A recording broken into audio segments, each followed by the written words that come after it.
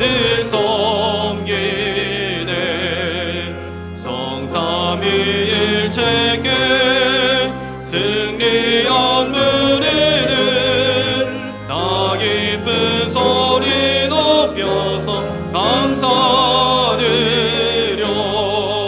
창조주 하나님 내 주님 되시니 주 앞에 나도 엎드려 경배하네. 아멘.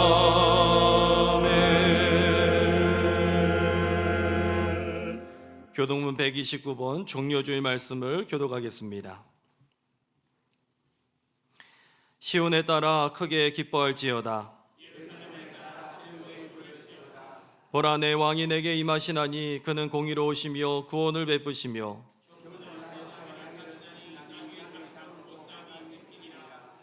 내가 에브라임의 병거와 예루살렘의 말을 끊겠고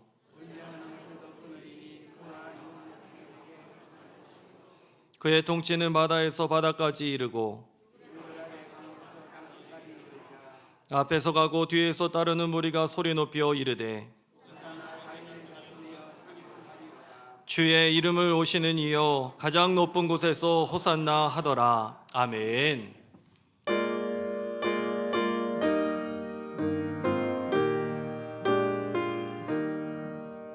성부 성자와 성령 영원히 영광 받으옵소서. 대초로 지금까지 독일이 영원 무궁 성삼위께 영광. 아멘. 전능하사 천지를 만드신 하나님 아버지를 내가 믿사오며 그 외아들 우리 주 예수 그리스도를 믿사오니 이는 성령으로 잉태하사 동정녀 마리아에게 나시고 본디오 빌라도에게 고난을 받으사 십자가에 못 박혀 죽으시고 장사한 지 사흘 만에 죽은 자 가운데서 다시 살아나시며 하늘에 오르사 전능하신 하나님 우편에 앉아 계시다가 저리로서 산자와 죽은 자를 심판하러 오시리라. 성령을 믿사오며 거룩한 공예와 성도가 서로 교통하는 것과 죄를 사하여 주시는 것과 몸이 다시 사는 것과 영원히 사는 것을 믿사옵나이다. 아멘.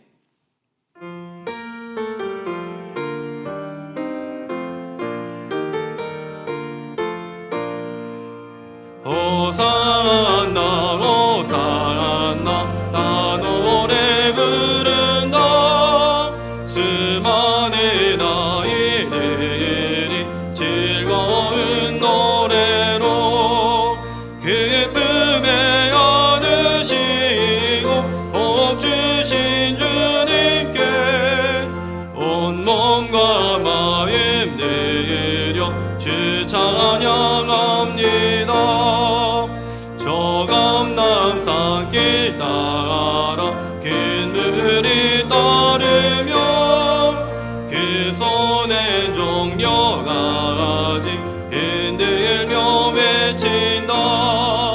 만왕의 왕주 예수 나귀를 타시고 그 어린이들 노래 다 받아주신다. 호산나 그의 노래 우리도 부르자. 주 예수 우리 구주 우리의 전능화 온 몸과 마음 나의 목소리 높여서 영원히 기쁜 노래 주 앞에 드리자. 아멘.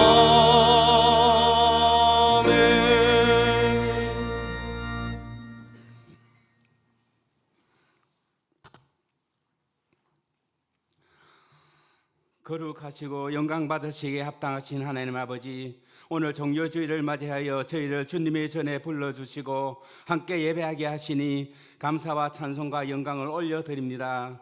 분주한 세상의 삶 속에서도 우리의 발걸음을 주님의 집으로 인도하시고 하나님을 바라보게 하신 은혜에 감사드립니다. 오늘 우리는 예수님께서 십자가를 지시기 위해 예루살렘에 들어가셨던 그 장면을 상상합니다. 많은 사람들이 종려나무 가지를 흔들며 호산나 찬송하리로다 주의 이름으로 오시는 이여라고 외쳤습니다.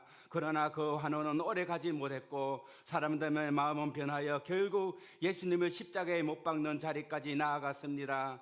하나님, 우리의 모습도 돌아보게 하여 주옵소서. 우리는 입술로는 하나님을 찬양하지만 삶 속에서는 하나님을 잊어버릴 때가 많습니다.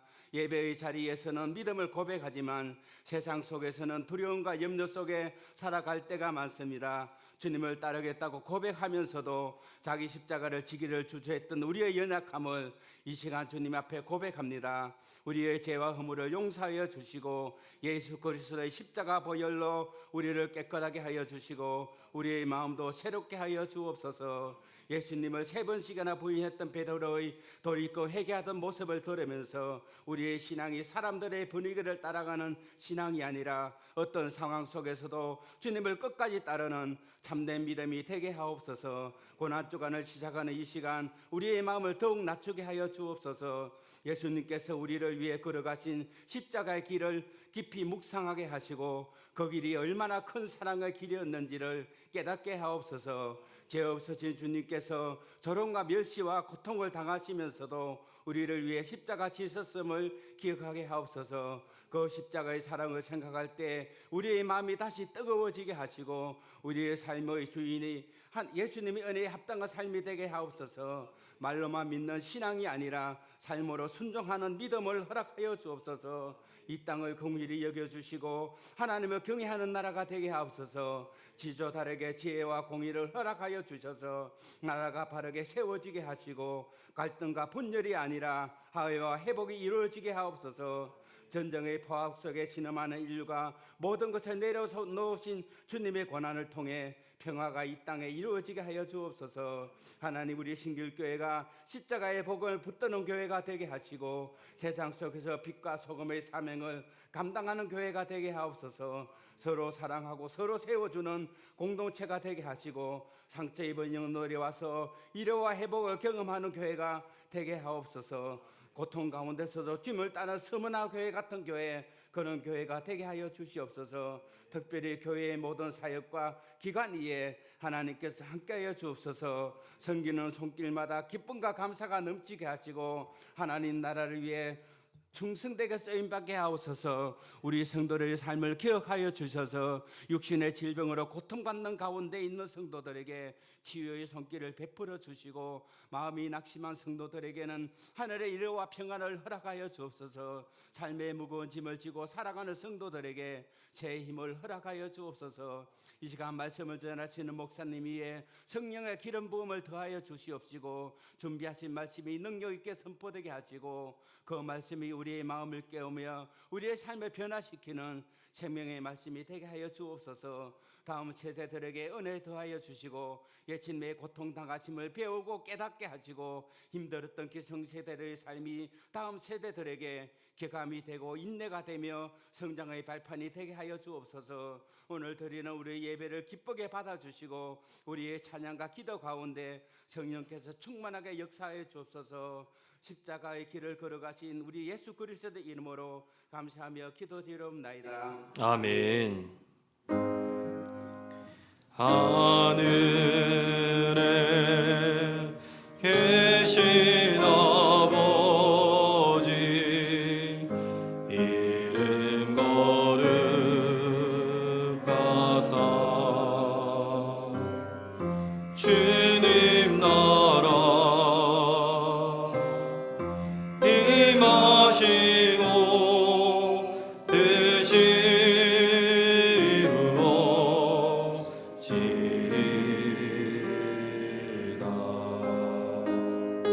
일용할 양식 주시고 우리들의 큰 죄 다 용서하옵시고 또 시험에 들게 마시고 악에서 구원하소서. 대개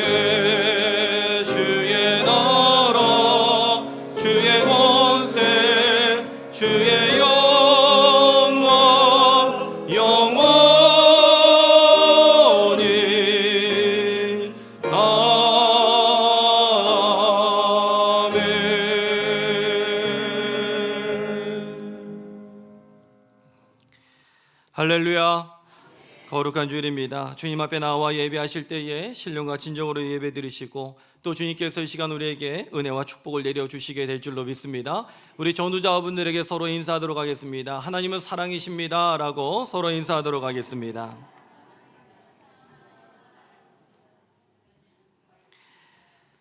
교회 소식 몇 가지 전해드리겠습니다. 여성교연합회 전도가 매 목요일마다 2시에 있습니다. 이를 위해서 기도해 주시고 또 참여해 주시길 바랍니다. 새가족 교육과 샤이닝 문화교실이 있습니다. 샤이닝 교육은 매주일 1부, 2부 예배 후에 있습니다. 새롭게 등록하시는 분들은 이 시간에 참여하시면서 교회에 잘 정착하는 그런 시간 되시길 바랍니다. 샤이닝 문화교실이 있습니다. 영어회와 수학 그리고 시니어 문화교실이 진행 중에 있고 앞으로도 강좌를 좀 많이 열어서 우리 성도님들이 우리 교회에 오시는 것이 늘 기쁘고 또 평일에도 귀한 시간들을 같이 나누고자 합니다. 이를 위해서 수고하시는 분들 위해서 기도해 주시길 바랍니다.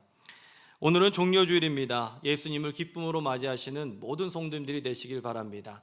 그리고 이번 고난주간을 시작해서 금요일에는 성금요 예배, 그리고 주일에는 돌아오는 주일, 다음 주일에는 부활주일로 지키게 됩니다. 부활주일 때는 우리 가족들 또 우리 전도의 대상자들 함께 모여서 예배하는 그러한 시간이 되시길 바랍니다. 오늘 오후 예배 안내 드립니다. 재무부 헌신으로 예배를 드립니다. 그리고 다음 주에 4월 5일에는 관리부 헌신으로 드리게 됩니다. 예배를 믿음 안에서 기도로 또 잘 준비해 주시길 바랍니다.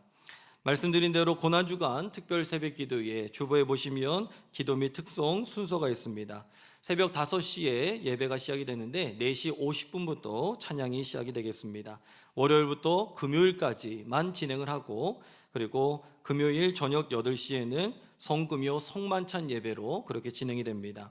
기도 맡으신 분들 또 특송 맡으신 지역들 잘 보시고 같이 그렇게 참여해 주시길 바랍니다. 특별히 고난주간 금식 헌금은 어려운 이웃을 돕는 데에 사용이 될 예정입니다. 여러분들 하루에 한 끼씩 아니면 그 이상이라도 여러분들 그렇게 금식 헌금, 금식을 하시면서 기도하시면서 드려진 예물은 어려운 이웃들을 돕는 데 사용하도록 하겠습니다. 성금요 성만찬 예배 저녁 8시에 있습니다.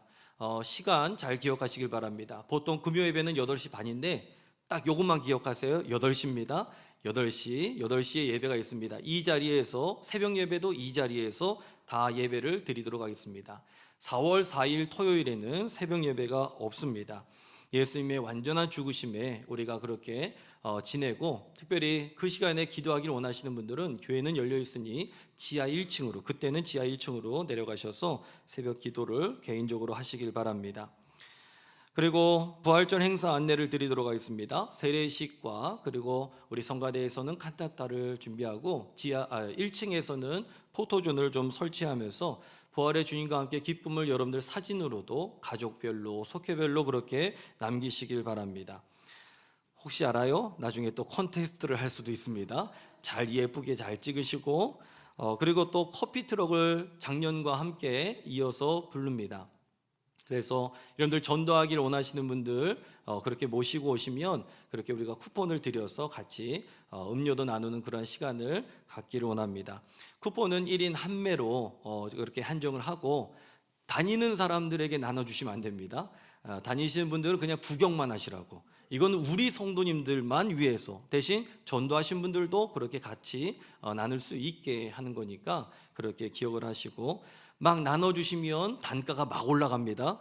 여러분들 마셔야 될 게 점점 줄어드는 거예요.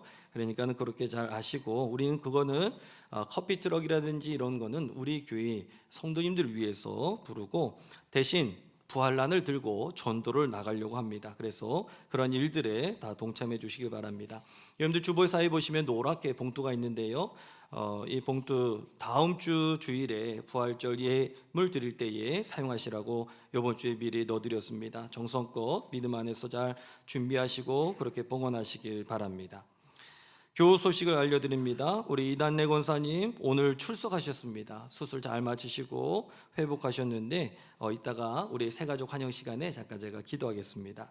그리고 4월 11일 토요일 오후 3시에 우리 신장로님 가정, 아들 가정이죠. 우리 신승원 전하영 성도님 여의도 글래드 블룸홀에서 4월 11일 토요일 오후 3시에 예식이 있겠습니다. 여러분들 만나실 때에 축하해 주시고 또 그렇게 기도해 주시길 바랍니다.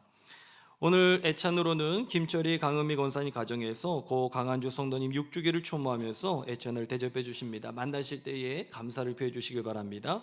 꽃꽂이로는 김명아 권사님 가정에서 범사에 감사하면서 꽃꽂이를 장식해 주셨습니다. 만나실 때 또한 감사해 주시길 바라고요.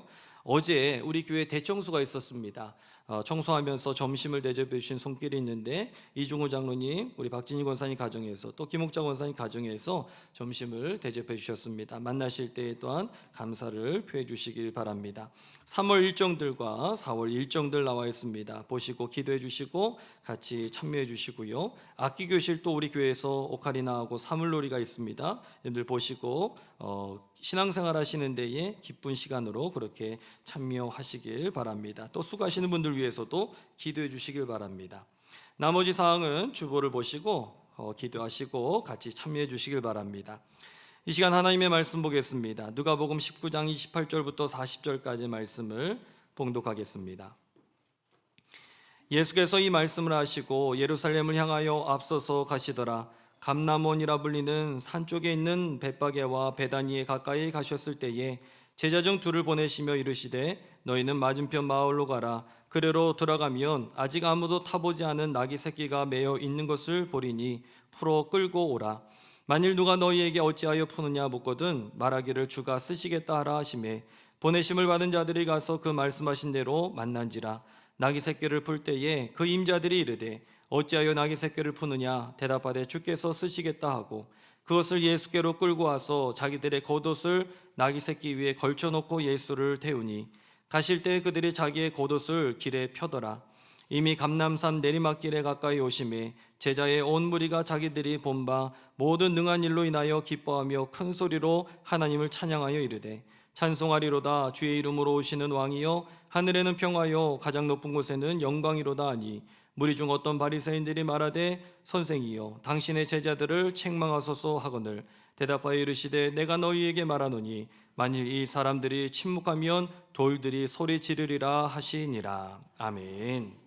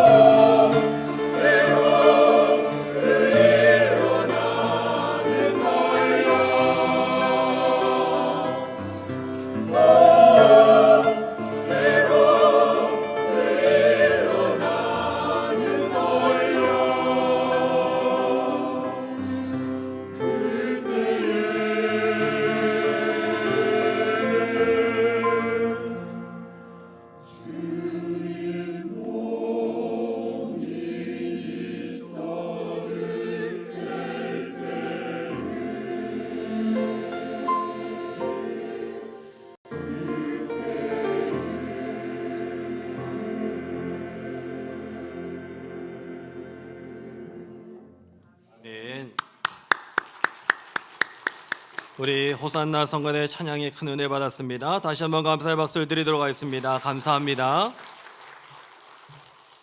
영감 있는 찬양에 감사를 드립니다. 여러분들 그때에 거기 계셨습니까?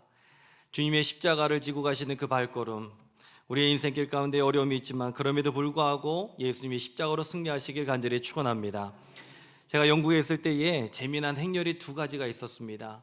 하나는 그 당시에 2023년 5월 6일에 찰스 3세가 대관식을 하고 있었습니다. 제가 거기에 있었습니다. 그때에 거기에 있었습니다.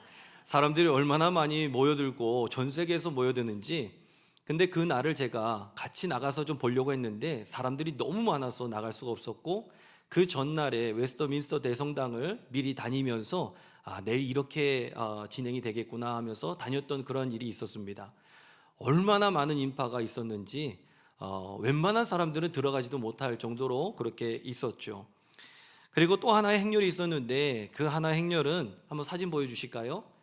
저 종려주일에 저 당나귀를 몰고, 그리고 가운을 입고 성가대에서 그렇게 다니면서 찬양을 했던 그런 모습이 있습니다. 한 장 더 보여주시죠. 있나요?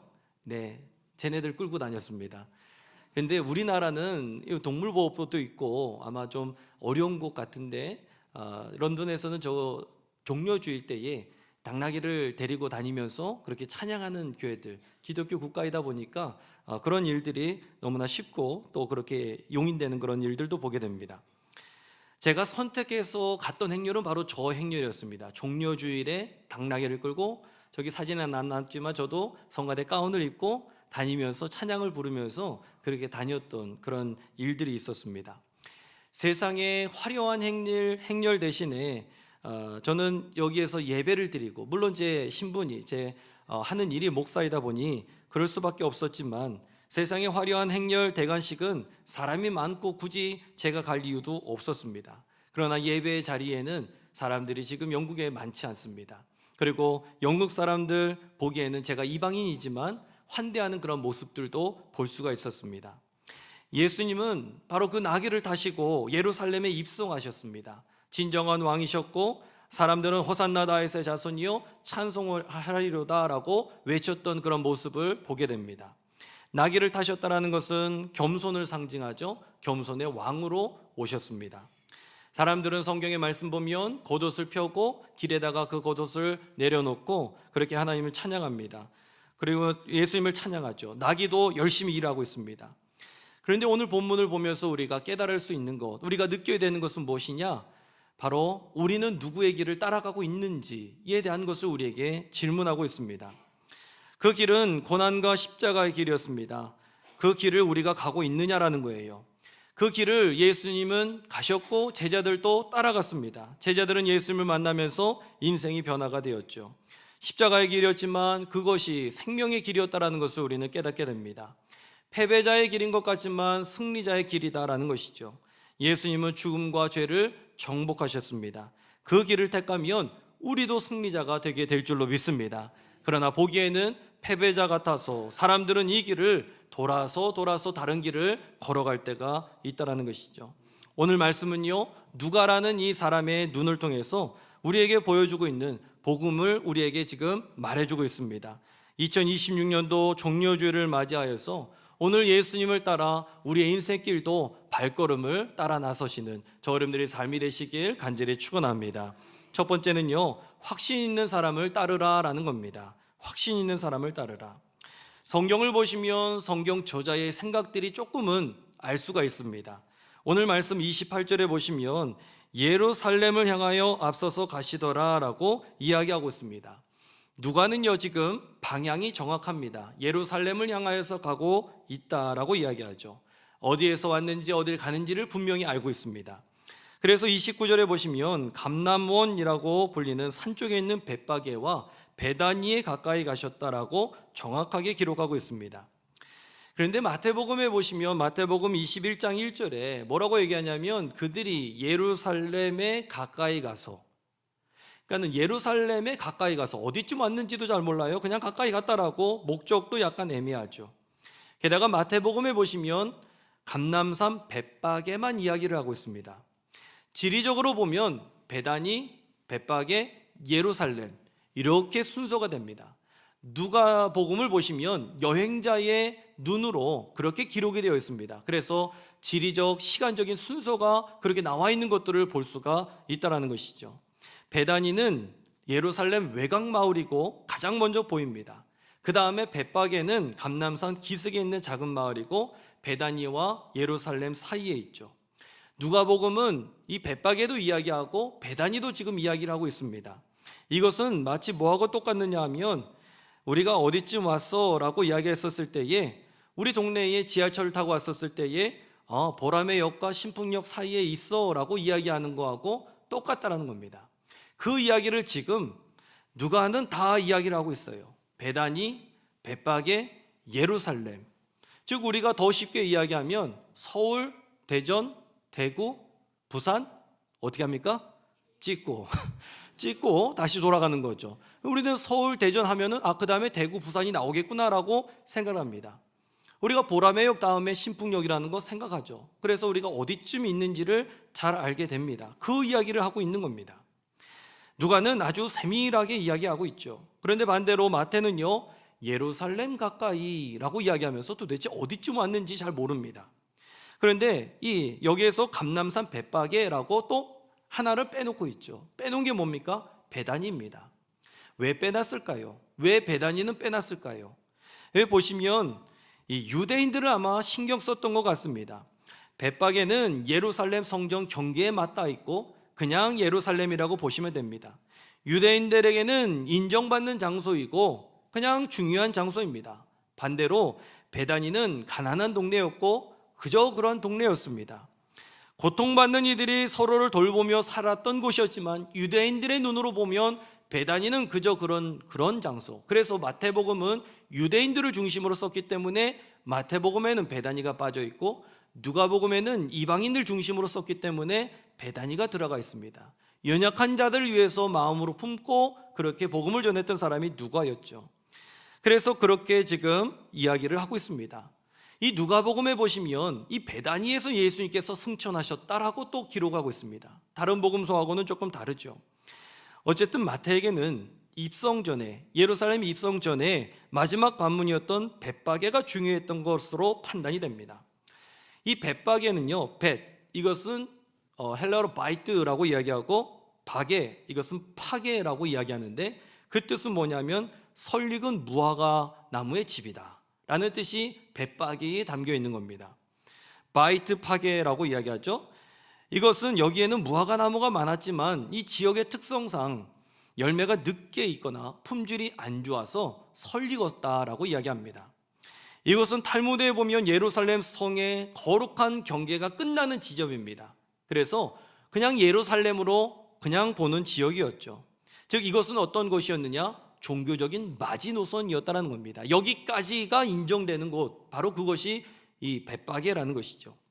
바로 그곳에서 예수님께서 설익은 무화과 나무 집에서 아직 준비되지 않은 보잘것없는 동네에서 예수님도 설익은 왕으로, 초라해 보이는 왕으로 이 대관식을 준비하고 있었습니다. 그러나 비록 준비된 것 같지 않았지만 그것은 예루살렘 성과 다를 바가 없었던 것이었고 하나님께서 인정하신 대관식이었습니다. 하나님께서 인정하시면 되는 줄로 저는 믿습니다. 우리 신길교회 성도님들도 하나님께서 인정해 주십니다. 우리를 여겨주시는 거예요. 로기조마이라고 이야기하는 그 말이 우리를 여겨주셨습니다. 하나님의 자녀로 여겨주셨죠. 그렇기 때문에 우리는 확신 있게 살아가야 될 줄로 믿습니다. 누가는 그 확신에 대한 것을 우리에게 말해주고 있는 겁니다. 윌리엄 파커라는 사람은요, 느낌은 행동에 뒤따른다라고 이야기합니다. 우리가 느낌을 변화시키기 위해서는, 우리의 느낌을 변화시키기 위해서는 우리의 행동이 달라져야 된다. 그래서 행동이 달라지면 우리의 삶이 달라질 수가 있다는 것이죠. 우리의 입으로 먼저 승리하신 예수님을 찬양하고 그대로 믿으면 우리의 인생도 승리하게 된다는 것입니다. 성경은요, 포도주 틀에서 밀을 타작하여서 먹던 기도원에 대한 이야기를 들려줍니다.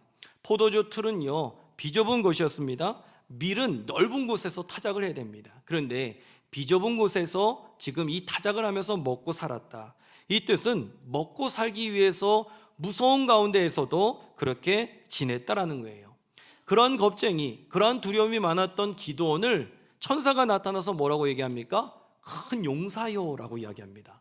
큰 용사요라고 이야기하니까 정말 큰 용사처럼 행동하고 있었던 기드온의 모습을 보게 됩니다. 죄송합니다. 저희 집에 개가 한 마리 있습니다. 그런데 이 개가 여간 사나운 게 아니에요. 근데 이 개가 집이 있는데 집 위에 꼭대기에 사자처럼 올라가 있어요. 그래서 제가 저희 집 그 개 보고 너는 사자다 라고 얘기를 해줬더니 지가 사자인 줄 알아요. 그래서 사자여 가서 새를 물어와라. 그랬더니 새가 저희 집에 많이 있거든요. 그러면 새를 쫓으라 이 개가 왕왕왕 짖으면서 사자처럼 짖습니다. 저는 그 모습을 보면서 제 모습을 봅니다. 개도 자기가 사자라고 착각을 하고 사자인 것처럼 행동을 하는데 왜 나는 세상에서 주눅들어 살아갈 때가 많이 있는가? 하나님은 우리를 제사장으로, 왕 같은 제사장으로 하나님의 자녀로 불러주셨는데 왜 우리는 겁쟁이가 되었습니까? 왜 우리는 세상에 주눅들어서 살아갈 때가 있느냐라는 겁니다. 하나님은 여러분들을 높여주시는데 왜 여러분들은 자존감이 바닥을 치고 있고 때로는 주눅들어서 시도조차 하지 못합니까? 제가 우리 교회에 부흥하고 있다, 부흥하고 있습니다, 앞으로 더 부흥할 것입니다, 아멘 할 때까지 부흥할 겁니다 라고 말씀을 드립니다. 정말 그렇게 부흥이 됐느냐? 예, 부흥이 됐어요. 그런데 아직 우리가 보기에는 때로는 미약할 수 있습니다. 하지만 이 소리는 어떤 소리냐? 우리 성도님들의 자존감을 높이는 소리입니다. 우리 교회가 다른 교회에 비해서 못하는 것이 뭐가 있습니까? 우리 교회가 다른 교회에 비해서 뒤지는 게 뭐가 있습니까? 우리 교회는 주님께서 세워주신 교회인 줄로 믿습니다. 58년 동안 주님께서 축복을 해주신 교회가 바로 우리 교회인 줄로 믿습니다. 내가 믿음을 먼저 이야기를 하면 거기에 맞는 걸맞는 행동이 나오게 된다는 것이죠. 그런데 이 믿음이라는 것 바로 그렇다라는 겁니다. 나폴레옹이 한 번은 말을 타고 가다가 이 말고삐를 놓치는 바람에 말에서 떨어질 뻔한 그런 일이 있었습니다. 그런데 그때에 뒤따르고 있었던 사병 하나가 쏜살같이 달려가서 이 나폴레옹을 부추겼다는 거예요. 그러면서 나폴레옹 장군이 이 사병에게 너무나 고마워서 고맙소 대위라고 이야기를 해줬다는 거예요. 그랬더니 이 사병이 자기가 진짜 대위가 된 것처럼 이게 끝나고 나서 사병 막사로 들어가야 되는데 장교들이 있는 막사로 들어갔다는 거예요. 그래서 장교들이 아니 사병 주제에 왜 여기 들어왔냐 라고 이야기를 했더니 나는 나폴레옹 장군이 대위라고 했어, 그렇게 이야기를 했다는 겁니다. 그러고 나서 정말 대위처럼 그렇게 행동을 했다는 것이죠. 근데 나중에 나폴레옹 장군이 진짜 그 사람을 대위로 임관해주고 인정해 주었다는 겁니다. 우리는 주님께서 인정한 승리자인 줄로 믿습니다. 이미 주님의 십자가, 이 십자가는 패배가 아니라 승리입니다. 죽음에 대해서 승리하신 거예요. 십자가에서 우리를 대신하여 달려 예수님께서는 값을 다 치르셨습니다. 그러면 우리는 이제는 패배자가 아니라 승리자입니다. 여러분들 승리자답게 살아가시길 간절히 축원합니다. 금요 예배 때에도 제가 한번 말씀을 드렸는데 우리 이 지역에 아파트가 정말 하루가 다르게 세워집니다. 제가 이 옆에 세워지는 아파트, 아직 세워지지도 않았지만 매일 돕니다. 여리고성처럼 돌아요. 여기가 850세대, 70세대이고 저쪽에 2400세대가 더샵이라는 아파트가 또 들어옵니다. 2400세대입니다. 돌아요. 하나님, 여기에서 50세대 주십시오. 여기에서 100세대 주십시오. 그렇게 외치고 돌아다닙니다. 여러분들은 알 길이 없겠죠. 혼자 돌아다니면서 그렇게 기도하면서 여기는 우리 교회에서 얼마나 떨어져 있는가 거리를 재보기도 하고 저 신길 파크자이 또 힐스테이트 삼성 레미안 다 돌아다닙니다. 신길동 일대를 다 돌아다니면서 줄을 믿고 주님께서 부흥을 허락해 주실 줄 믿고 저는 다니고 있습니다. 여러분들 이 마음 가지고 직장에서 그리고 우리의 가정에서 먼저 승리를 선포하시길 간절히 축원합니다. 그러면 하나님께서는 그 모든 일들을 책임져 주시고 인도해 주신다라는 것입니다. 이 믿음 가지고 승리하시는 저 여러분들의 삶이 되시길 간절히 축원합니다. 두 번째는요, 열심 있는 사람을 따르라라는 겁니다. 열심 있는 사람을 따르라. 오늘 말씀을 보시면 아마 여러분들 한 번에 할 수도 있고 약간 모르실 수도 있는데 오늘 호산나라는 외침이 있을까요, 없을까요? 오늘 말씀의 본문을 보시면 호산나라는 단어가 없습니다. 누가복음에는 대신에 38절에 보시면 이르되 찬송하리로다 주의 이름으로 오시는 왕이요 하늘에는 평화요 가장 높은 곳에는 영광이로다 라고 이야기를 하고 있습니다. 이 이야기 어디서 많이 들어본 이야기 아닙니까? 누가복음 2장에 보시면 예수님의 탄생 이야기가 있습니다. 그때에 하늘엔 영광이요 땅에는 기쁨이다 라고 이야기했던 그 이야기. 그런데 여기에서는 똑같지만 차이가 있다라면 땅에는 평화요 하늘에는 평화다라고 이야기하고 있습니다. 하늘에는 평화가 아니라 땅에는 평화가 아니라 하늘에는 평화다라고 이야기하고 있고, 누가복음 2장에서는 그 반대로 이야기를 하고 있죠. 예수님의 입성은요 단지 이스라엘의 정치적인 상황에 대한 이야기가 아니라 하나님과 인간 사이에 그 막혀있던 것, 영적인 화해, 평화를 완성하러 오셨다라는 것을 강조하고 있는 겁니다. 누가는 왜 호산나라는 단어를 지었을까요? 호산나는요, 이 말은 히브리어로 호시아나라고 이야기합니다. 호시아나, 뜻은 지금 구원하소서라는 뜻입니다. 이것은 지극히 유대적인 단어입니다. 호산나, 이거는 유행어였어요. 당시의 정치적인 용어가 호산나였습니다. 당시 유대인들에게는 로마의 압제에서 우리 민족을 구해달라, 호산나, 이거는 정치적인 발언이었던 것이죠. 그래서 그 민족주의적인 색채가 강하게 묻어 있었고 그 표현이 호시아나, 호산나이었습니다. 우리가 알기로 누가복음은요 데오빌로 같은 이방인들을 향해서 쓰여졌습니다. 그러니 이 용어는요 낯선 용어였고 외국어였죠. 그러니 누가복음 공동체에서는 이 말을 받아들이기가 굉장히 어려웠던 겁니다. 자칫 잘못하면 기독교를 유대인만의 독립운동으로 오해할 수가 있었던 것입니다. 그래서 누가는 복음적인 이 말씀 가운데에 민족적인 구호를 빼고 보편적인 이야기를 합니다. 예수님은 이스라엘이라는 특정 국가의 해방자가 아니라 온 인류의 죄를 위해서 해방하기 위해서 구원하시기 위해서 오신 분이다라는 것을 강조하고 있고 재해석하고 있는 겁니다. 이거는 누가의 열심이었습니다. 복음을 향한 누가의 마음이었던 것이죠. 누가는 자기 공동체를 적극적으로 해석해서 거기에 맞는 표현을 하고 있다는 겁니다. 마태와 마가는요 이 무리가 길에 나뭇가지를 깔아놓고 겉옷을 벗어놓고 호산나 다윗의 자손이요 그렇게 외쳤습니다. 이 땅에 이 환호에 집중을 하죠. 당시 유행어가 호산나였습니다. 그러나 누가는 유행어를 따라가지 않았습니다. 이 찬양의 초점을 하늘로 끌어올리게 됩니다. 예수님 탄생 때에는 땅에서는 기뻐하심을 입은 사람 중에 평화다, 예루살렘 입성 때에는 하늘의 평화다 라고 이야기를 하고 있습니다.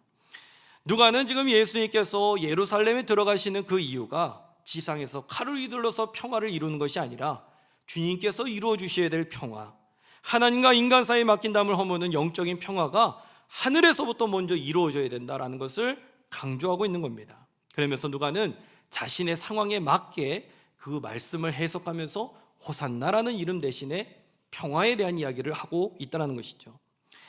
다른 복음서와 대조해 보면 또 누가복음에는 낙이 새끼만 나옵니다. 그러면 다른 복음서에는 또 다른 게 나오느냐? 네, 낙이 새끼가 있으면 뭐가 있죠? 어미가 있죠. 그래서 마태복음에 보시면 2마리가 나오고 있습니다. 마태복음에 보시면 21장 2절에 이런 말씀이 있습니다. 이르시되 너희는 맞은편 마을로 가라. 그리하면 곧 메인 나귀와 나귀 새끼가 함께 있는 것을 보리니 풀어 내게로 끌어오라. 몇 마리 있습니까? 2마리요. 누가복음에 몇 마리입니까? 1마리요. 이게 무슨 차이가 있느냐? 별 차이 아닌 것 같지만 마태복음은 유대인들을 대상으로 개종했던 유대인들입니다. 그 사람들을 대상으로 했기 때문에 구약에 능통했고 구약의 언어를 이야기합니다. 구체적으로 스가랴서 9장 9절의 말씀을 인용하죠. 보라, 내 왕이 내게 임하나니 그는 공의로우며 구원을 베풀며 겸손하여서 나귀를 타나니 나귀의 작은 것 곧 나귀 새끼니라. 2마리에 대한 언급이 유대인들에게는 익숙했기 때문에 마태복음에는 2마리가 나오고 누가복음에는 나귀 새끼가 있으면 누가 있습니까? 어미가 있죠. 예, 당연한 겁니다. 당연하기 때문에 그것은 다 빼놓고 뭐에 대해서 집중하느냐? 본질에 대해서 집중합니다. 그 본질이 뭡니까? 예수님께서 겸손의 왕으로 오셨고 나귀 새끼를 타셨다. 이것은 변질, 이것은 달라지는 게 아니었습니다. 그래서 이것을 지키고 있었고 누가는 말씀의 본질을 파악하고 공동체에 알아듣게 쉽게 이야기를 하고 있었다는 것입니다. 복음 안에는 이러한 기본적인 자세가 있습니다. 무엇이냐? 말씀을 향한 뜨거운 마음, 열심이 있어야 된다는 것이죠. 믿는 사람들은 성품이 부지런해야 됩니다. 게으른 사람이나 냉소적인 사람이나 뒤떨어지는 그러한 삶으로서는 예수님 믿는 대열에 참여할 수가 없다는 것을 깨닫게 되죠. 미국의 어느 총장이 이런 말을 했다고 합니다. 이 세상에는 세 종류의 사람이 있습니다. 첫 번째는 어떤 일이 일어나고 있는지 조차 모르는 사람이 있고, 두 번째는 어떤 일이 일어나는지 그것을 구경하는 사람만 있고, 마지막 세 번째는 어떤 일을 일으키는 사람이다. 우리는 어떤 일을 일으키는 사람입니까? 아니면 구경만 하고 있습니까? 아니면 말씀 가운데 들어가고 있습니까? 승리자는요, 구경만 하는 사람이 아닙니다.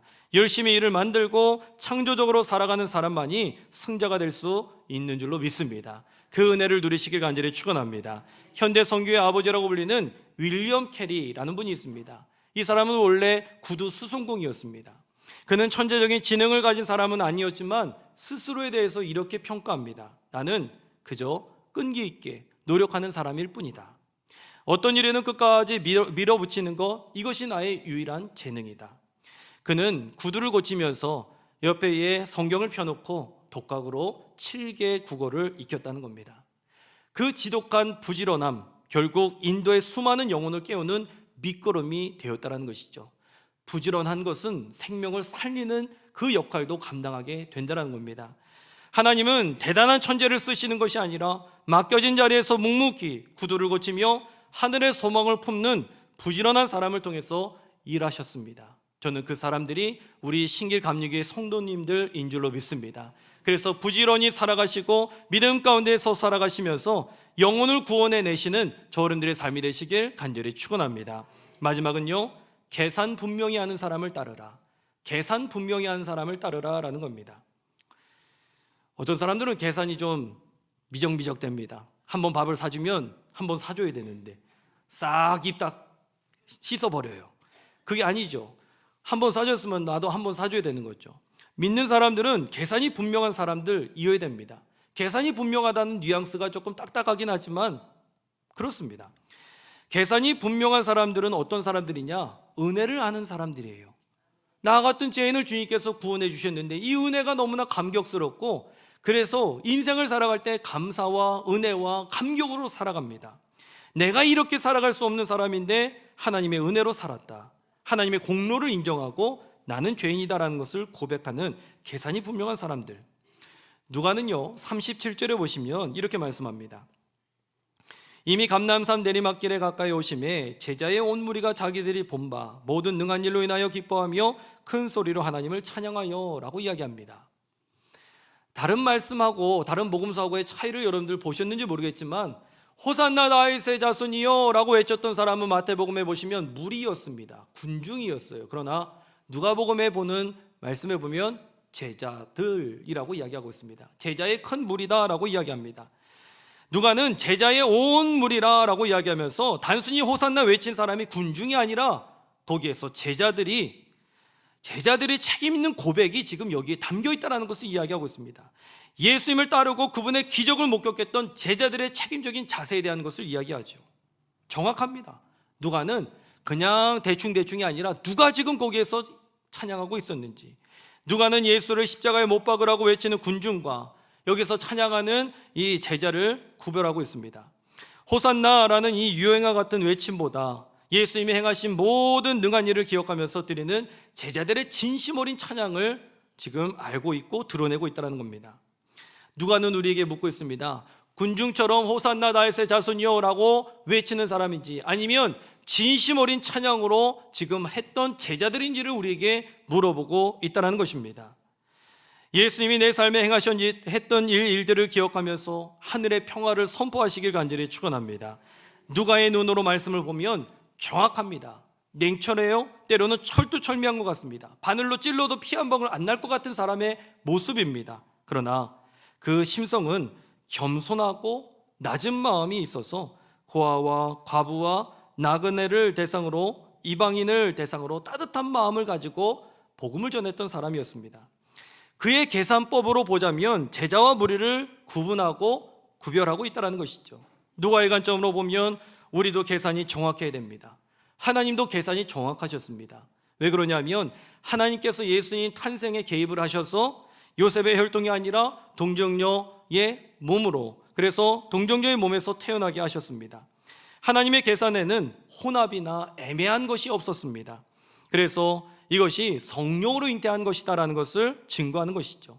또 예루살렘 입성할 때에도 오늘 말씀해 보시면 다른 사람이 탄 흔적이 없는 나귀 새끼를 타셨습니다. 그리고 예수님께서 무덤에 들어가실 때에도 한 번도 누운 적이 없었던 새 무덤에 들어갔다. 이것은 부활에 있어서 그 어떤 의심도 하지 못하게 하셨다라는 것이죠. 그러나 나귀 주인과 제자들은 애매했습니다. 나귀 새끼를 가져가면 나귀 주인이 얼마나 분노하겠습니까? 그러면서 화내지 않겠습니까? 그것까지도 예수님께서는 미리 알고 계셨습니다. 지금 예수님하고 제자들이 하는 행동이 뭡니까? 도둑질입니다. 그냥 내가 쓰겠다, 절도인구예요, 세상 말로 이야기하면. 그런데 주님의 계산법이 분명히 우리하고는 차이가 있다는 것이죠. 31절에 보시면 만일 누가 너희에게 어찌하여 푸느냐 묻거든 말하기를 주가 쓰시겠다 하라 하시매. 예수님은 철저히 계산했습니다. 이 나귀를 만든 이는 나다. 창조주의 계산법이 이 안에 들어있는 것이죠. 나귀 한 마리의 가격보다 그 나귀를 지으신 이의 권리가 우선한다. 우리의 인생도 마찬가지입니다. 내 시간, 내 인생, 내 건강, 내 것이라고 생각하면 순종하기 어렵습니다. 그런데 이거는 주님의 것, 주님께서 나를 위해서 허락해 주신 것이라고 하면 우리는 순종할 수가 있다는 것입니다. 순종이 쉬워집니다. 적당히가 없어요. 세상은요, 중고품, 때로는 중고라도 적당히 쓰고 타협을 하지만 주님은 우리의 가장 처음 것과 가장 순수한 것을 원하고 계십니다. 지금 오늘 이 말씀은요, 내 인생의 장부를 펼쳐보라는 거예요. 주님을 위해서 내가 헌신했던 그것이 무엇이 있느냐라는 거예요. 내 마음을 드린 적이 있습니까? 주님 앞에 내 것을 드린 적이 있습니까? 내 인생의 장부를 펼쳐보라는 거예요. 구별해서 누구도 손대지 않은 첫 열매를 우리가 드린 적이 있었는지. 제자의 고백은 여기에서부터 정확해져야 된다라고 이야기하는 겁니다. 예수님 발 앞에 향유 옥합을 부었던 여인 마리아가 있었습니다. 그런데 이 여인은요, 이 가지고 있었던 것 300데나리오나 되는 것, 이거 팔아서 가난한 이들에게 주면 얼마나 좋겠느냐라고 가룟 유다가 책망합니다. 가룟 유다의 세상적인 계산법과 마리아의 계산법이 분명히 차이가 있었습니다. 유다는 물질의 가치로 계산했지만 마리아는 예수님의 가치로 계산을 했습니다. 이를 두고 예수님은 마태복음 26장 13절에 이렇게 말씀합니다. 온 천하에 어디에서든지 이 복음이 전파되는 곳에서는 이 여자가 행한 일도 말하여 그를 기억하여라. 극찬을 했습니다. 주님을 섬기는 일, 주의 몸된 성전을 섬기는 일, 때로는 주의 종들을 섬기는 일들, 이 모든 것은 지출이나 낭비가 아닌 줄로 저는 믿습니다. 이것은 주님께서 나에게 생명을 주셨기에 거기에 대한 감사의 표현이 그 안에 담겨 있는 것이죠. 그것은 주님의 복음을 귀히 여기는 가장 아름다운 헌신이 됩니다. 우리가 성금요 예배 때뿐만 아니라 성만찬 때 보면은 성만찬 할 때의 빵을 사용하는 빵이 있는데, 제가 오고 나서 그 빵을 바꿨죠. 이 빵 여러분들 얼마인지 아십니까? 시험 드실까봐 말씀을 못 드리겠습니다. 그런데 이 빵보다 더 비싼 게 뭔지 아십니까? 그 빵 가져오는 비용입니다. 그 빵을 퀵 서비스로 가져옵니다. 이 빵은 빵 안에 여러분들 맛이 있나요, 없나요? 맛이 없습니까? 맛이 오래 씹다 보면 맛이 있습니다. 그 빵은요, 안에 넣은 게 아무것도 없어요. 아무것도 안 넣고 당일 만들어서 당일 배송하는 걸 원칙으로 합니다. 그래서 미리 주문할 수도 없고 그날 나온 것 가지고 사용할 수밖에 없는데, 이 빵이 예를 들면 10,000원이라면 이거 가져오는데, 저 성남에서 가져오는데 퀵서비스 부르면 5만 원 넘게 듭니다. 배보다 배꼽이 크다라고 하는 얘기가 여기에 두고 하는 얘기예요. 성만찬이 빵을 떼실 때 어떤 분들은 요만큼 떼시는 분들도 있고 이만큼 떼시는 분들도 있는데, 여러분들 믿음대로 떼시길 바랍니다. 맛이 있으면 많이 떼셔도 괜찮습니다. 그런데 이 빵을 저는 이 받을 때마다 이거를 해야 되나 말아야 되나. 왜냐하면 옆에 파리바게뜨 가면 죄송하지만 밤식빵도 있고요, 카스테라도 있고요, 좋은 빵들 많이 있습니다. 그런데 이 빵을 굳이 이거를 사용해야 되느냐, 그런 생각들이 참 많이 들 때가 있어요. 그러나 포기하지 못하는 것 중에 하나는 바로 마리아 여인이 드렸던 그것 때문에 그렇습니다. 가장 비싼 것을 정말 효율적이지 못한 곳에 들이부었어요. 이것 가지고 어려운 사람들 도우면 정말 많이 도울 수 있었는데 그거 포기하고 이 여인은요, 가장 효율적이지 못한 것에 가장 비싼 것을 낭비했던 여인이었습니다. 그런데 예수님은 그거를 칭찬했어요. 이 여인의 섬김은요, 남는 것 가지고 드린 게 아니라 주의 종을 최우선으로 생각했던 그 마음 자체에 있었습니다. 이 마음이 저와 여러분들의 삶의 마음이 되시길 간절히 축원합니다. 우리 교회 일부 예배에 저 앙상블이 생겨나고 또 성가대가 생겨났습니다. 어떤 사람들은 그렇게 이야기할 수도 있어요. 아니, 굳이 이렇게 많은 사람들을 이렇게 둬야 되느냐라고 이야기할 수도 있습니다. 악기도요, 굉장히 많아요. 여기까지 나와요. 그래서 이 악기로 그렇게 찬양을 하고 일부 성가대가 아름답게 세워지는데, 저는 그 모습을 볼 때마다 그런 생각이 듭니다. 하나님은 예배를 위한 그 헌신과 그 노력과 그 믿음, 때로는 낭비, 그거를 받으신다. 거룩한 낭비를 주님께서는 받으시는 줄로 믿습니다.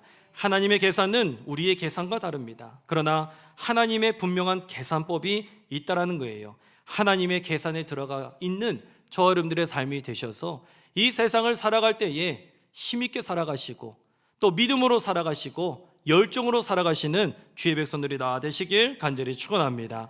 기도하겠습니다. 하나님 감사합니다. 주님께서 우리의 인생길 가운데에 가장 좋은 것 허락해 주시고 특별히 예수 그리스도를 허락해 주시니 참으로 감사를 드립니다.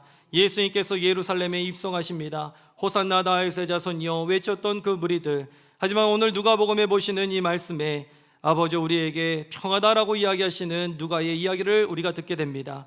그 복음에 대한 열정, 재해석해내는 그 마음이 우리 안에도 있게 하여 주셔서 이 세상을 살아가면서 적극적인 신앙과 믿음의 모습을 가지고 살아갈 수 있도록 주님께서 도우시고 인도하여 주시옵소서. 주님께서 함께하여 주실 줄 믿사오며 이 모든 말씀 우리 주 예수 그리스도의 이름으로 감사하며 간절히 기도드리옵나이다. 아멘.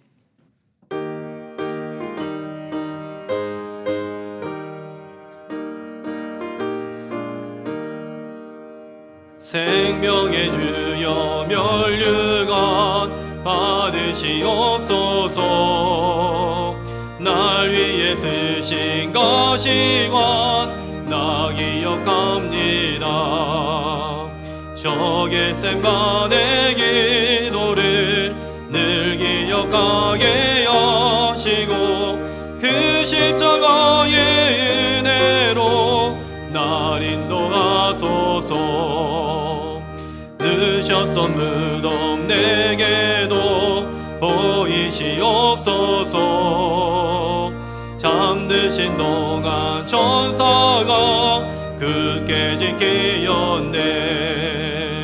저 겟세마네 기도를 늘 기억하게 하시고 그 십자가의 은혜로 날 인도하소서. 마리아처럼 새벽에 주께로 갑니다. 빈 무덤 내게 보이사 날 가르치소서. 저 겟세마네 기도를 늘 기억하게 하시고 그 십자가의 은혜로 날 인도하소서. 고난의 잔을 날 위에 다 마셨나이다. 나 항상 나의 십자가 감당케 하소서. 저 겟세마네 기도를 늘 기억하게 하시고 그 십자가의 은혜로 날 인도하소서. 아멘.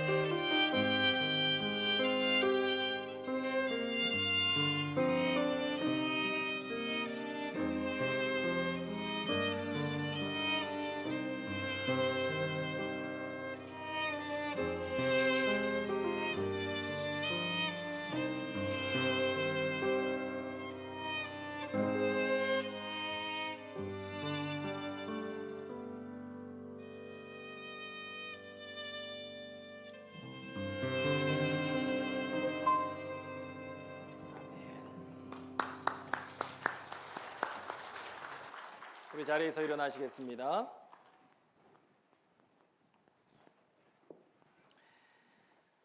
사랑과 은혜 하나님 감사합니다. 거룩한 주일 종료주일 주님의 은혜 가운데 지키게 하시고 예배드릴 수 있도록 인도하시니 참으로 감사를 드립니다. 하나님, 주님께서 우리의 인생길 가운데에 생명을 허락해 주셨는데 예수님께서 예루살렘에 입성하시는 그 장면들과 그리고 또 주변에 있었던 사람들의 모습, 우리는 지금 누구를 따라가고 있는지 알게 하시니 참으로 감사를 드립니다. 하나님, 우리의 인생길 가운데 주님께서 우리에게 승리케 하신 그 승리자를 따라갈 수 있도록 인도하여 주시옵소서. 적극적인 믿음과 함께 세상에서 주눅들지 않게 하시고 하나님 저희들 당당한 믿음을 선포하며 살아갈 수 있는 우리 성도님들의 삶이 다 되게 부족함이 없도록 주여 도우시고 인도하여 주시옵소서. 그 은혜 감사하며 11조를 1천 번째로 감사로 또한 저희들 주일의 예물로 마음의 소원을 담아 주님 앞에 올려 드릴 때에 주님께서 기뻐 흠양하여 주시옵소서. 30배, 60배, 100배, 1000배, 만배 놀란 역사가 임하게 하여 주시고 저희들 가정과 자녀들, 자녀손들, 때로는 기업과 직장들 가운데에 그 축복과 은혜가 넘쳐날 수 있도록 주여 도우시고 인도하여 주시옵소서. 하나님, 이 나라 민족을 위해서 기도하게 하시니 감사합니다. 복음을 아는 나라가 되게 하시고 예수 전하는 나라가 되게 하여 주옵소서. 특별히 이 나라 대통령과 위정자들 주님께서 붙들어 주시며 늘 바른 길을 걷게 하여 주옵소서. 지방선거를 앞두고도 미리 기도할 때에 주님께서 함께하여 주시사 일할 만한 자들이 선출될 수 있도록 주여 도우시고 인도하여 주시옵소서. 이 나라의 정치, 경제, 교육, 군사 모든 분야들 가운데 하나님께서 함께하여 주시사 하나님의 나라, 믿음의 나라답게 살아갈 수 있도록 주여 도우시고 인도하여 주옵소서. 저 북녘 땅을 주님께서 불쌍히 여겨 주시고 전쟁 연습하려고 하는 모든 것들을 주님께서 막아 주시옵소서. 아버지들 창을 쳐서 보습을 만들게 하여 주시고 오직 주님께서 평화의 나라로 인도하여 주셔서 피 흘림 없는 통일의 역사가 이 나라 민족 가운데 임하게 하여 주시옵소서. 지금도 전쟁하고 있는 나라들 주님께서 함께하여 주시고 아버지 어제들 주님께서 함께하여 주셔서 전쟁이 속히 종전되게 하여 주시옵소서. 저희들 잘못된 것을 추구하지 않게 하여 주시고 그 어떤 명분을 갖다 댄다 할지라도 생명 주님께서 보호하여 주셔서 아버지 모든 전쟁들이 속히 끝날 수 있도록 인도하여 주시옵소서. 주여, 기도할 때에 저 어린 생명들과 여성들을 주님께서 붙잡아 주시고 또 그 나라 가운데 선교사님들이 있습니다. 주여, 주님께서 함께하여 주셔서 생명 싸게로 주님께서 보호하여 주시옵소서. 하나님, 이를 위해서 우리가 기도할 때에 이 한국교회와 우리 신길감리교회가 기도합니다. 주여, 날마다 주의 말씀을 전하는 교회가 되게 하여 주옵소서. 신앙의 본질을 지킬 수 있는 교회가 되게 하여 주시고 들어와도 나가도 복을 받을 수 있는 우리 신길감리교회가 되게 하여 주시옵소서. 먼저 되신 우리 성도님들 주님께서 늘 붙들어 주시고 연로하신 그 발걸음 가운데에서도 허리와 다리에 힘을 더하여 주셔서 능히 감당할 수 있는 우리 성도님들 되게 하여 주옵소서. 때로는 저들 건강에 어려움이 있습니까? 여호와 라파의 하나님 만나게 하여 주옵소서. 피 묻은 손으로 안수하여 주시옵소서. 아버지, 새 가족들을 주님께서 또 남게 하여 주셔서 예배할 때마다 성령으로 충만할 수 있도록 주여 도우시고 인도하여 주시옵소서. 남성교회, 여성교회 속회마다 각 기관과 부서마다 또 우리 성가대, 또 우리 교사들, 또한 우리 모든 부서들마다 주님께서 기억하여 주셔서 날마다 예배하며 그 예배 가운데에 주님을 증거할 수 있는 복된 말걸음들이 다 될 수 있도록 주여 도우시고 인도하여 주시옵소서. 주님께서 축복하여 주실 줄 믿사오며 이 모든 말씀 우리 주 예수 그리스도의 이름으로 감사하며 축복하며 간절히 기도드려옵나이다. 아멘.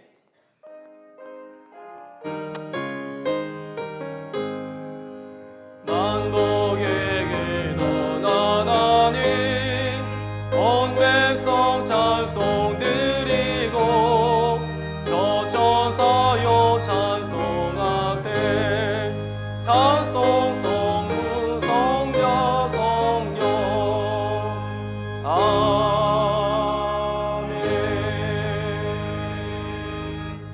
자리에 앉아주시기 바랍니다. 오늘 우리 이단내 권사님, 잠깐 자리에서 일어나 주실까요? 우리 병원 입원하셨다가 이제 다 수술하시고 퇴원하셨는데 어려우시면은 그냥 앉아 계셔도 되고요. 우리 이단내 권사 오셨습니다. 우리 박수로 환영하도록 하겠습니다. 제가 잠깐 기도하겠습니다. 하나님 감사합니다. 이단내 권사님 주님께서 붙들어 주시고 모든 시술과 수술 마치게 하심에 감사를 드립니다. 더 이전보다 강건해지실 수 있도록 주여 도우시고 주님께서 함께하여 주옵소서. 주님께서 주의 피 묻은 손으로 늘 안수하여 주시고 붙들어 주시사 강건하게 주여 도우시고 인도하여 주시옵소서. 주께서 함께하여 주실 줄 믿사오며 이 모든 말씀을 주 예수 그리스도 이름으로 감사하며 축복하며 간절히 기도드리옵나이다. 아멘. 우리 다시 한번 환영의 박사 들어가겠습니다. 감사합니다. 네, 우리 김혜빈 성도님, 우리 아이와 함께 처음 이제 오시게 되었는데 앞으로 나오실까요? 네, 앞으로 나오시죠. 우리 자녀는 하루예요. 네, 이름이 하루. 그럼 그 동생은 이틀이 되려나? 네, 하루이고요. 딸입니다. 제가 안고 요 무선 마이크로 좀 켜주시겠어요? 기도하도록 하겠습니다. 제가 이 아이를 잘 안을지는 저도 의심이 듭니다.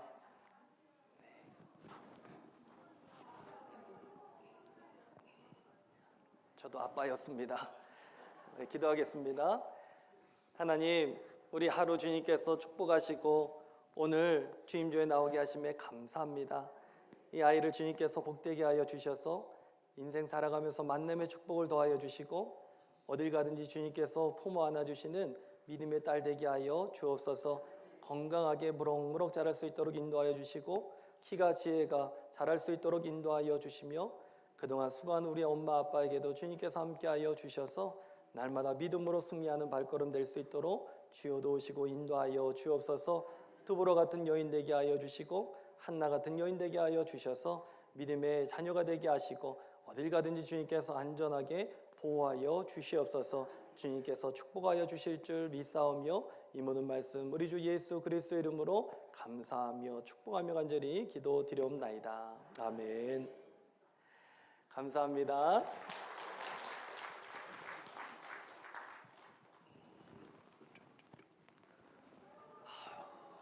다시 한번 우리 환영의 박수 하도록 하겠습니다. 설교할 때도 긴장이 안 되는데 아이를 안으니까 긴장이 되네요. 우리 교회에 이 새 생명이 태어나는 게 얼마나 더 기쁘고 감사한 일인지 여러분들, 그런데 지금 계속 태어날 겁니다. 네, 전도를 못하면 어떻게 해요? 아이를 낳으시면 돼요. 네, 계속해서 우리 믿음의 다음 세대들 위해서 기도해 주시고 그렇게 우리 자녀들 세대 위해서도 기도해 주시길 바랍니다. 우리 이제 내일부터 고난주간이 이제 오늘부터 시작이죠. 종료주일부터 시작이 되는데 내일부터 고난주간 특별 새벽 기도회가 있습니다. 여러분들 다 오셔서 이 자리에서 함께 예배 드리시고 예수님의 죽으심 다시 한번 묵상하시면서 그 길을 우리들도 저 제자들처럼 믿음이 있기 때문에 할 수 있는 일들입니다. 여러분들 그렇게 시간을 구별하셔서 올라오셔서 함께 예배하시길 간절히 바랍니다. 우리 다 같이 자리에서 일어나셔서 마지막 찬양 드리시고 예배를 마치도록 하겠습니다.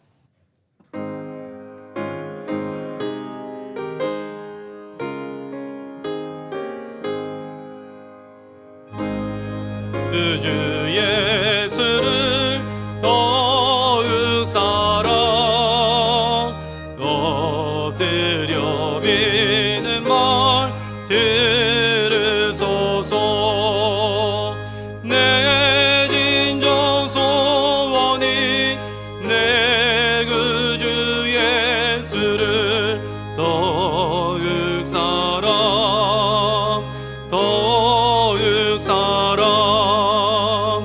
이전에 세상 나 기뻤어도 지금 내 기쁨은 오직 예수. 다만 내비는 말 내 구주 예수를 더욱 사랑 더욱 사랑. 이 세상 떠날 때 찬양하고 숨질 때 하는 말 이것일세. 다만 내비는 말 내 구주 예수를 더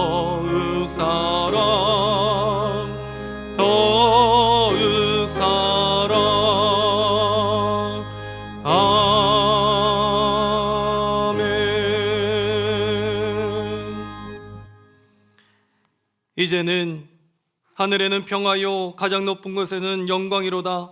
찬양받기 합당하신 우리 주 예수 그리스도의 은혜와 그 아들을 죽기까지 우리를 위하여 내어주신 하나님 아버지의 지극하신 사랑하심과 지금도 우리를 위하여 중보하시는 성령님의 내주 교통하심이, 거룩한 주일 예루살렘을 향하여 입성하셨던 예수님의 발걸음이 오늘 우리 신길감리교회 성도님들의 걷는 걸음마다 함께 하시기를 바라며, 저 세상을 향해 나아가는 주의 백성들의 삶 가운데에 이제로부터 영원토록 함께 하시길 간절히 축원하옵나이다. 아멘.